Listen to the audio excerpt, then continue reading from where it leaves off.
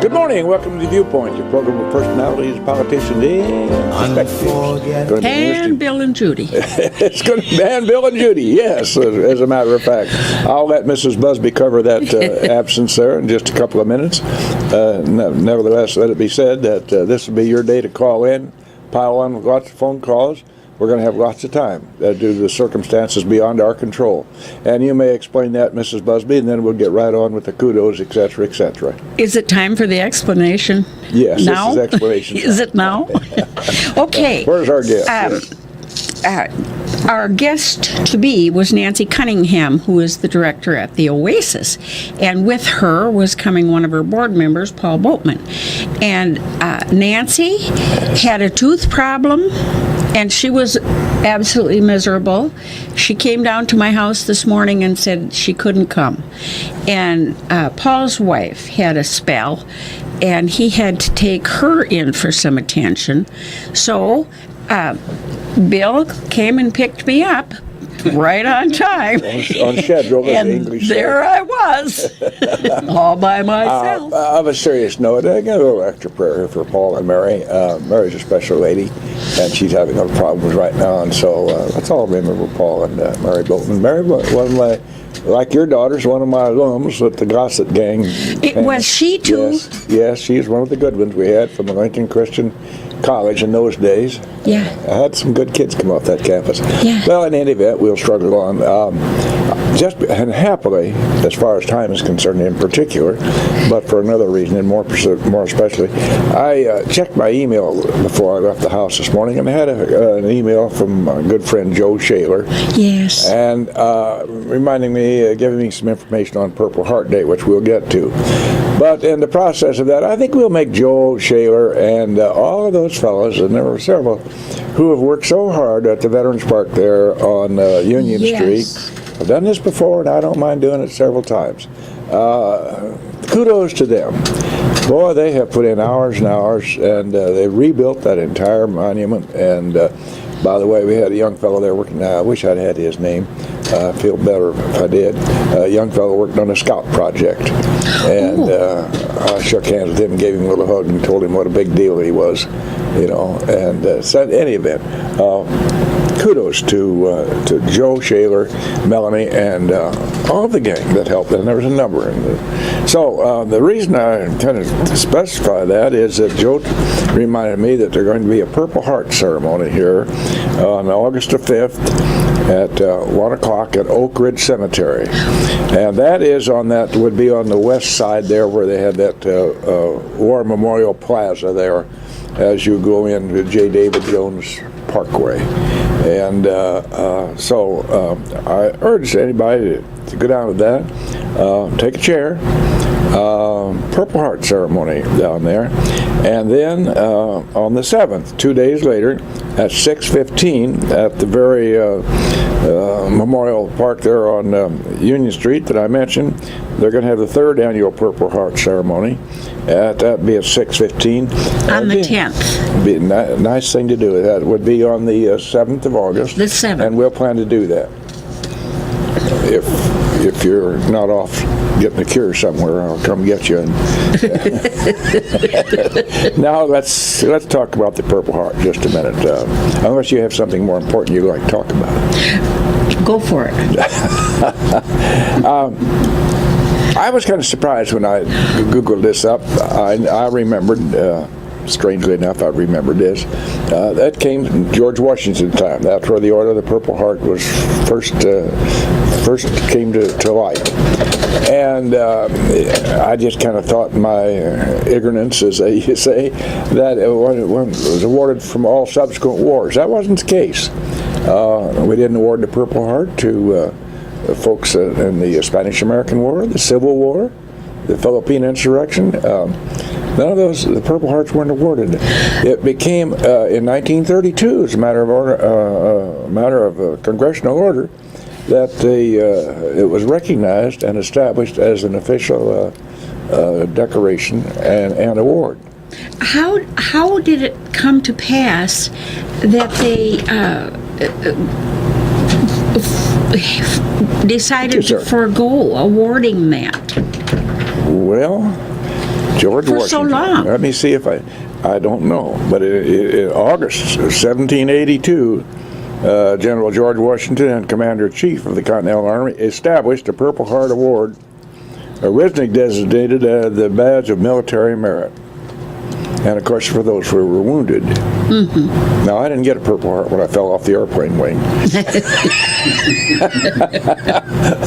That was stateside anyway, and it was not combat related. It wasn't. No, unfortunately. So you weren't fighting and brawling then. No, that's good. No, seriously. Some, even minor wounds, were merited Purple Hearts, and that's exactly correct. They should.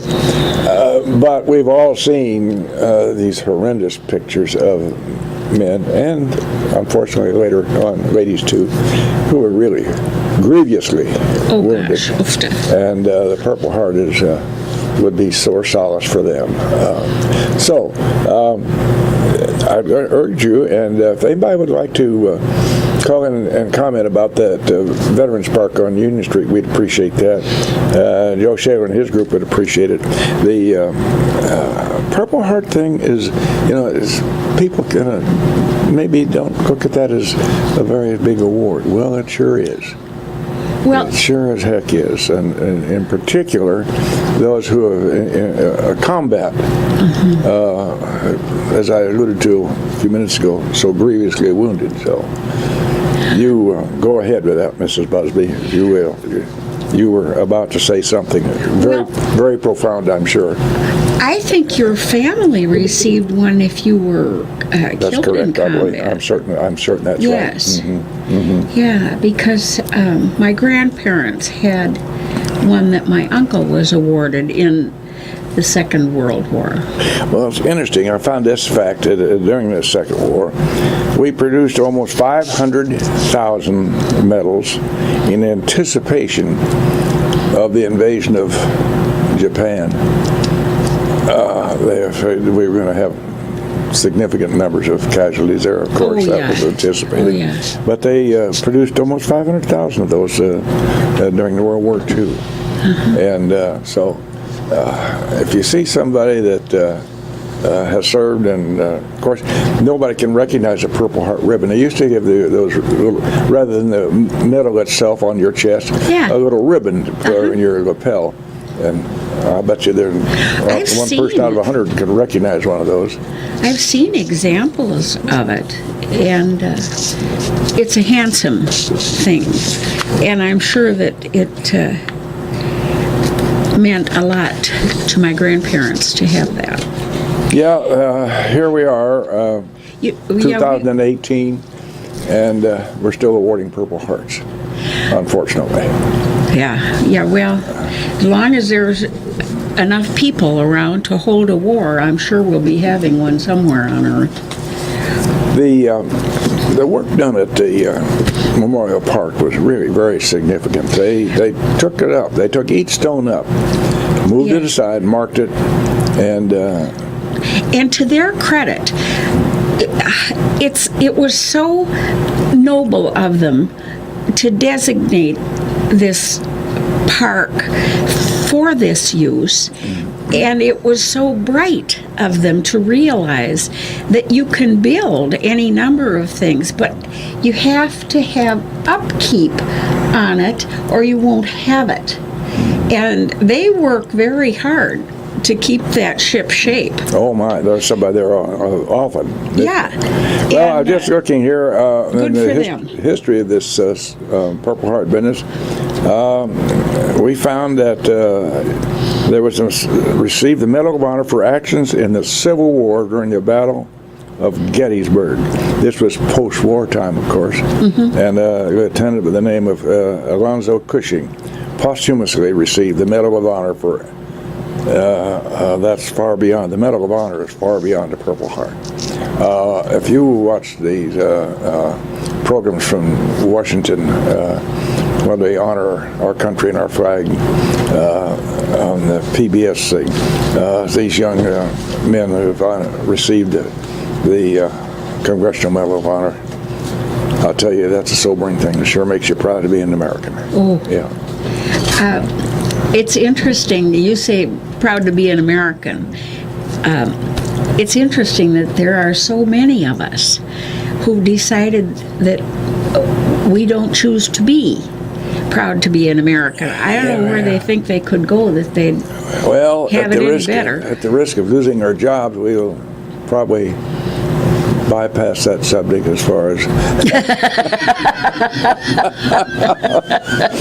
we both need the money, so we'll keep working by not saying anything about these nutheads that are out there demonstrating all of the time. Yeah, that's right, Bill. Call them nutheads, but hide your light under a bushel. Well, I have another thing, but you can't have it both ways, bud. This is family radio, so Dear go ahead. Speaking of those who decided they weren't proud to be an American or proud to be a one thing or the next, a number of years ago we used to have so many service organizations, and I'm sure in our misspent youth, you and I belonged to one and the next, and enjoyed the experience. And you know that one and the next are falling by the wayside because people don't participate in that kind of thing anymore. Just the other day, I heard that there's now not going to be Legion baseball. What? I hadn't heard that. Yeah, I did. Are you sure there's facts on that? I hope not. Well, you know, I've been wrong before, right along, actually. Well, I've told you that for all these years we lived next to each other, but anyway. But it hasn't sunk really, in yet. no, I did hear that there wasn't going to be that. Oh, I sure hope you read People wrong weren't about signing that. on. 648-5510, in case somebody wants to know something about that. That would be a sad thing. That's been a mainstay, and Yes. down through the years. So, in any event, let's discuss the Oasis for just a minute. We'll flip back and forth here as the fly flies. The Oasis does a tremendous job out there serving a lot of people. I'm amazed at. I go out there periodically, just stick my nose in and get a cup of coffee, and I'm surprised at the number of people out there on a regular basis. And so, obviously, it fills a real need. Now, I figured if I get old, I may start going out there, but except for I'll remind you when you're older. On a regular basis. But I haven't reached that point yet. So, but seriously, I don't want to be facetious about this at all. The Oasis fills a real need for a lot of people. Oh my gosh! If nothing more than an emotional crutch, someplace to go. Well, and how many people have worked the bulk of their life? You know, I retired when I was 75. That's not exactly a spring chicken. And you've got to have something. Nature abhors a vacuum, and something's going to rush in to fill it. And the Oasis has good things that you can do, and some of those people out there are so dedicated. They are their that. hearts. Yeah. Yes, they're the regulars, and that's of course true in about any given organization. You have a few hardcore regulars that just pitch in all the time, and if it wasn't for them, things wouldn't go so well. But they have a lot of, for instance, one of the things they do, they have a lot of little side trips. Yes. They go to Burtonview and Beeston and Broadwell, places like that. All the big cities. Yeah. But, no, they have wonderful trips. Yes, they do. And they have wonderful meals that they fix, and they have a barbecue meal or a chicken meal or what have you, right along. So if you see an opportunity to thank somebody for the Oasis or make a contribution to them, I'm sure that'd be more than appreciated, because they're just doing a whale of a lot of good. And unfortunately, which was an unfortunate fire, but it turned out to be a fortuitous fire when they got burned out up there at the old bank building, and were forced to find different quarters. Well, it happened that they went out there on West 5th Street Road, not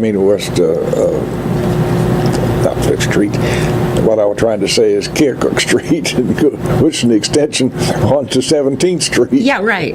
Woodlawn. Woodlawn Road. That's danced all around the pipe, never did come with that Woodlawn.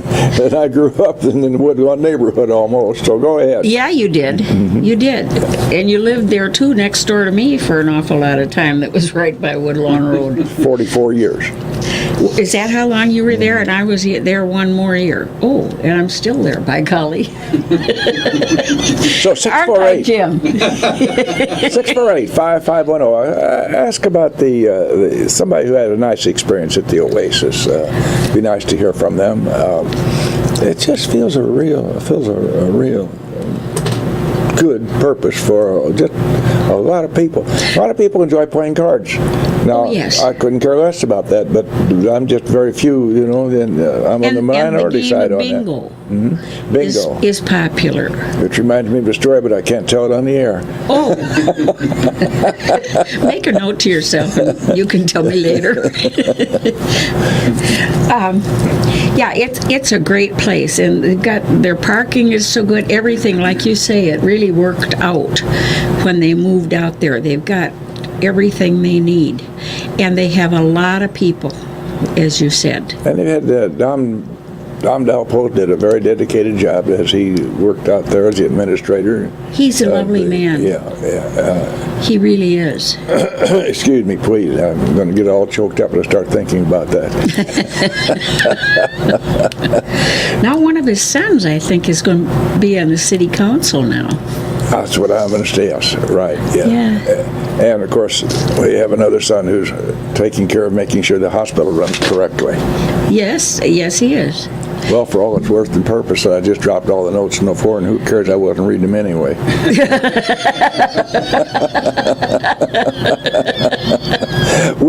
If Mr. Ash is ready, we'll take a commercial break, and then we'll see if we can repair the fences somehow. And we're right back live in the studios here, WLCN 96.3, high on the road on Lazy Row. We are winging it, as the expression goes. We kind of topped it from this subject to that subject. Let's go to the Logan County Fair. Yes. Interesting, and kind of too bad, not kind of too bad, really too bad, that had to scratch the horse races. An institution at the Logan County Fair, first time since 1960-something that they've had to do that, had to scrub the whole program, and that's too bad. You see, a lot of those folks who race those horses out there, they have to get on these county fairs if they want to get into the state fair, as I understand. They have to get in the pecking order somehow. I'm not sure exactly. Yeah, you have to have so many wins and shows. Yeah. So it's the county fair.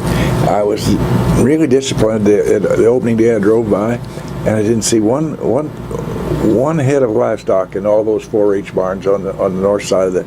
And I was just kind of stopped. I didn't want to stop in the middle of the traffic, but I had to run over. But it really came. I thought, my goodness, no livestock out here. So that has changed too. But if you've got your prize beef cattle or what have you, hogs that you're going to bring out there, I'm sure that they very closely watch the weather. You don't want them to break their leg when they sidestep in the stall, and you don't want them to get heat exhaustion. And fair time is not necessarily good weather time in central Illinois. Way back in the early days, in the very early days, the automobile merchants would go together and ply their wares under one big, huge tent. And almost inevitably, we'd have a storm, and that doggone tent would come down. And all that happened several years in a row out there. And the old order changes and giveth way to the new. And what used to be a thriving thing, now state fairs all over the 102 counties. County fairs are finding it difficult. And thanks to we have good management here, happily, and we have a great location. Are you aware, Mrs. Busby, there used to be a county fair right up the road here to my right in Atlanta? Yes, I am. I worked you were at there. the fair for a while. You were the fair queen. I yeah, remember right. That. Yeah, I'm so that. sure. I forgot that. I'm so sure. Last Sunday they had a groundbreaking for Habitat. Yes. And as luck would have it, since had the foresight to buy one of those little tents that you put up like a large umbrella, you know. That saved lots of people being soaked. And the little girl, who is the youngest of the family who will be having this house, when they were going to have the actual groundbreaking exercise, she shoved the shovel in, and she gave it a pitch over right on Cince's white tennis shoes. That's a nice, the old fella went to sleep, or maybe got rained out, I don't know which, but anyway, I somehow neglected to be there, and I've been there many of those. You had the same faithful few show up all the time. And this was not a house that's going to be rehabbed. This was a groundbreaking for a new home. Yes. And building trades class of the high school is going to participate in that. Going to participate. Now, I think that's a nice pairing, don't you? It's a wonderful pairing. Number one, those youngsters are, and by the way, they're not just boys in those classes anymore. We have some young ladies in those building trades classes, which is a good thing. As they work, they're going to learn new skills, or hone the skills they already had, and so everybody has to live somewhere, and if that's where you live, wherever it is, you got to keep it up. And not everybody is married or has a son or a grandson or somebody that they could call on, so you got to know how to do some of the home upkeep things that need doing. I don't think there's anything wrong with girls getting involved in something like that. Well, look at your own daughter, since she's a better carpenter than most guys I know. Yeah, she really is. Because she's learned those skills. She learned a lot of them right up here at the lake under Ed Ulrich. Yes. Oh, yes. Yeah. In those days. Oh, that was labor of love. Well, it certainly was. For a lot of us who went up there and worked. And you bet. I'll never forget one day I was driving a small bulldozer. And Ed had equipment of every kind up there, as you know. Dr. Ulrich, that would be. And I was tamping the dirt on this new dam that we were building, and I was going along there, and I shoved the clutch forward to disengage it so I could stop, and the clutch broke right off of my hand. and I'm still going, and I didn't want, the machine was very difficult, really very difficult to start, and I didn't want to turn it off because I knew it was going to be forever.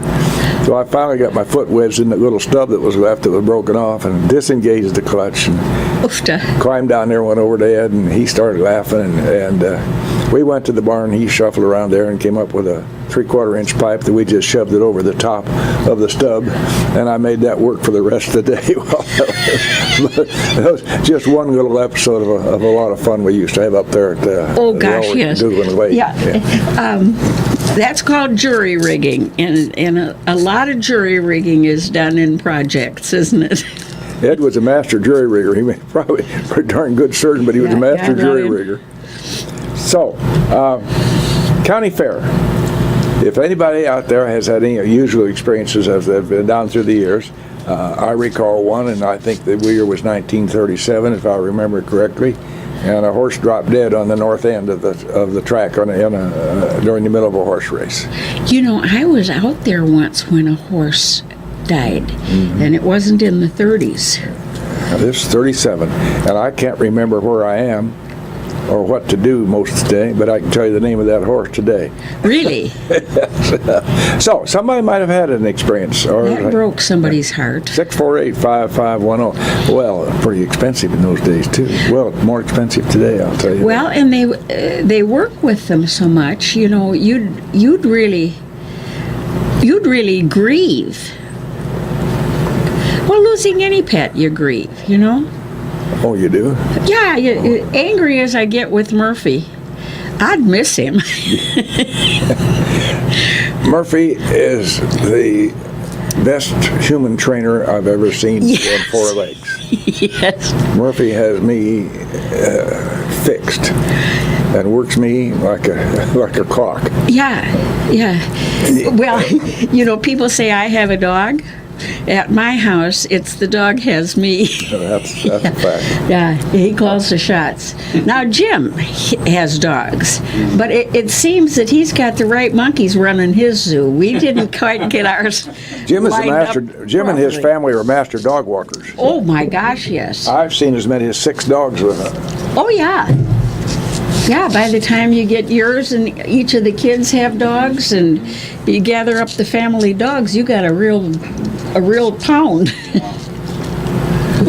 Well, I'd like to make a kudo to the folks in the emergency response teams, our Logan County emergency team. We had a good in-house emergency out there at the campus at Lincoln Christian University, Lincoln Christian Village, that would be. I'll find myself somewhere along the way. At the village, we had a lady who fell in her home, and I happened to be there, and they came immediately, and really professional. And they came not just 1 or 2; they had several of them there, and they're very attentive, and sure as heck knew what they were doing, and took care of business in short order. I think we're very lucky. We are extremely lucky to have have that such- service here. Such competent. They're under first great management responders. under Steve Siltman. You know, we've had Steve with us up here before, Yes. and we ought to have him back again because. Oh, he's a wonderful fellow. Well, there are new things happening, and you know, in today's medicine, and the emergency runs. What was an emergency, before, a year ago, is kind of ho-ho today because of the advance of medicine and knowledge and the way they do things differently. The only thing that stands between us and help is us. You know, you stand around wringing your hands and thinking, well, should we call the 911 people, or do you think she'll be okay? You know, and that's, whose fault is that? That's our own. Well, the patient in this case, being determined lady that she is, part of her makeup, said, no, I'll be just fine. Well, Sure. It turned out just fine was a broken hip. So, and an ankle and a shoulder. So just fine, but she was reluctant. And you're the same makeup, oh, don't call him, I'll be fine. Yeah. Oh, we're all like that. We did that when you slid under the car. When I stood under the what? When you slid under the car. Stood under the car. Slid. Slid under the car. I did slide under the car. I'm going to take her to You know, I forgot to put my ears in. hearing aid. She's got new hearing aids, I got to tell you, life is a lot easier when you put them in. Well, the darn thing is, you cure one thing, but there's always the rest of this stuff that's attendant to it, Now I've got the hearing aids. Now I have to find something that'll help me remember what I hear. And remember to put the hearing aids in. Oofta. Well, both of our listeners are probably taking a coffee break. When they have no idea how grateful we'd be if they'd call. I'd be willing to talk to them about a diaper changing contest. I'll come back to the Purple Heart ceremonies again because it's important that we get these dates down. August. Give those dates. This is August the 1th, isn't it? Already. Yes, it is. We've Yes, gone sir. through July and like Yesterday was my brother John's birthday. That's the end of July. So on the 5th, we're going to there down in Springfield. And by the way, that's not very far. That's not a big trip. You would want to take your lawn chair if you go down there. I've only stopped at that War Memorial Plaza there once, but it's quite nice. You know where it is? No, I haven't been there. Well, you go to Springfield, don't you? Seldom. Well, you come out of J. David Jones Parkway and come down right straight north on that, or you can come in from the south. I forgot what it is. Anyway, it's not Walnut Street, but anyway, it goes alongside the Oak Ridge Cemetery there. And as you're going south, right off to your left there's a real nice memorial plaza there, and for the war memorials. It's quite decent, and so I'd urge you to go down there. And then you don't have to go very far at all. On the 7th, 2 days later, at 6:15 at the Union Street Veterans Memorial. And again, at the risk of constant repeating, that is really, I'm proud of that every time I drive by, which is rather often. Flags flying there, the way they have located and situated those flags, and the way they cleaned all those stones up, that was really neat. They had like a small horse tank there, and they dipped those stones in there and brushed them with a stiff bristle brush, and each stone got a lot of loving care. So take advantage of that and be proud of that as you go by, folks. 648-5510 if you want to rescue Judy Busby and the old fella for about 5 minutes. So, And don't forget to go to the fair. yeah, there's not much time left. No, we're moving right along here. I suppose tractor pulls and so forth will go on as scheduled. And Jim is out there now. He and Bob Metz. Of course, Bob Metz is a fixture out there, as you and I know, when we used to go out there in the old days. Oh, yes. That was a long time ago. I wonder about the entries in the cattle entries of how these youngsters. They have as many or fewer. Times have changed so much, and the youngsters are so busy today and got so many things going that maybe we don't have as many people showing cattle as we used to. Well, I don't know. Boy, I'll tell you, if you have fine cattle and put all that time and energy and money in it, you'd think you'd want to take them out there and show them to people. Well, one of the highlights of the old fair was what we used to call, that was called, if you please, a society horse show. Mm-hmm. Yes. And you wouldn't go watch that and sit in the boxes with the way you and I dress today. You put on a jacket and a tie, if you please. The ladies dressed to go sit in those boxes and get covered with dust from the horses running around there. But it was really a nice affair for those who can't begin to realize what it was. They had many classes of horses, and we had a Legion band and a little enclave in the center of the track, and they must have come up pretty dirty at the end of the evening. But we always had a Don's playing, of course, as a yes. announcer par excellence. Yes. Nobody could do it as well as Don Splain did. Really? And then we had a ringmaster, and that was usually Lummy Crum, and they would advise the drivers and the participants how to handle their horses according to what the judge would tell him to do. Drive on, place or rack on or post or whatever. And you'd sit there and you'd pick your own favorite and see if you could outpick the judges on it. It was a fun thing. Innocent times. Innocent times. I'm sorry? Paul Rankin. Paul Rankin is, yes, that's exactly redirected to the Legion band. And in those days we had a lot of members of folks from World War I who were musicians who were still playing in the Legion band in the 1930s. And in those days, of course, the Legion band is the one that had the concerts down at Latham Park. And Dave Hanger with his piccolo, when they played the Stars and Stripes Forever, and he'd set them on their ears when he heard that piccolo solo. Those were innocent fun days, and old-timers like me like to remember and talk about them. Oh, yes. Yeah, they were. Well, we weren't back to World War I, but Jim and Bob Metz and Paul Rankin, and I used to work out there all the fair time. I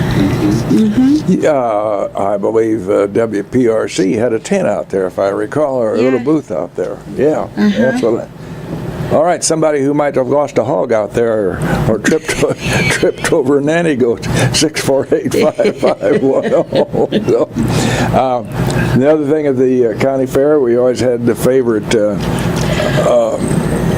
food distributors, Colors.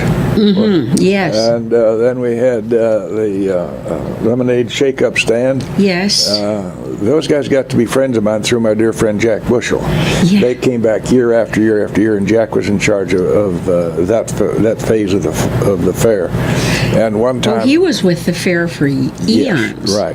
One of the major events we had out there was a fellow named Dave Merrifield. And Dave's stick was he did a trapeze act from a helicopter. Oh. Untethered. And I meant to tell you, untethered. He would do stunts on this trapeze suspended below the helicopter as the helicopter slowly went back and forth in front of the grandstand. And Holy Friday. we had a birthday party for his pilot at our house one evening. And so the next day he took me up for a long flight around the county. And, I bet that was fun. Well, it was. It was a bubble chopper, sit right out in front of everything. Yes. And great fun. And we went back over our place out there next to the golf course, and the kids were out there, and they knew Dad was going to be there, and they were watching for us. Sure. And they were out there, and they ran out into the middle of the golf course waving, and he came down as low as he dared to come and hovered there for a little bit. Nothing, he didn't come real low, but anyway. It was a fun experience. Well, now he's not doing that anymore, Jim. There's a job opportunity for you. Maybe Steve Siltman can line you up somehow with somebody's helicopter, and you can dangle over the fairgrounds. I think Laura'd think that was real nice. In the old days, they used to get, it was, of course, as I say, a lot different now. They used to get some pretty good entertainment out there. Yes. Some pretty big names. Well, for instance, Homer and Jethro. Do you remember them, Jim Ash?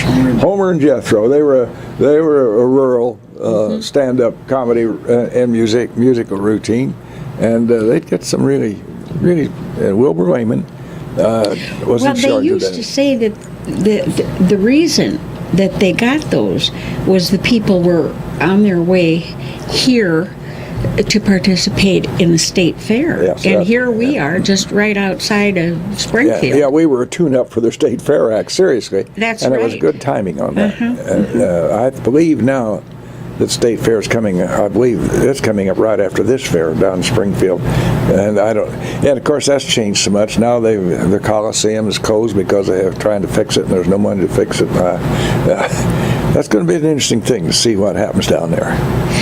Well, is it ever not Why don't you tell us interesting? about the time when you were Fair Queen? Okay. I was never the queen of anything. Although my daughter was, my youngest was in that contest. And when they called her to ask her if she'd participate, she said, oh gosh, she said, I don't feel very queenie right now. She said, I'm mowing the grass. and they said, well, what do you think? And she said, well, my mom isn't here, so we can't talk it over. Well, we were supposed to be talking about senior citizens and the Oasis this morning, and that didn't work out as we had thought it might. So I did look up a quote about growing old and senior citizens and so forth. Good. So with your permission and your leave, I will close with this quote. Has to do with, I think it's perhaps talk about you. Beautiful young people, they're acts of nature. Beautiful old people, they're works of art. Thank you for Viewpoint.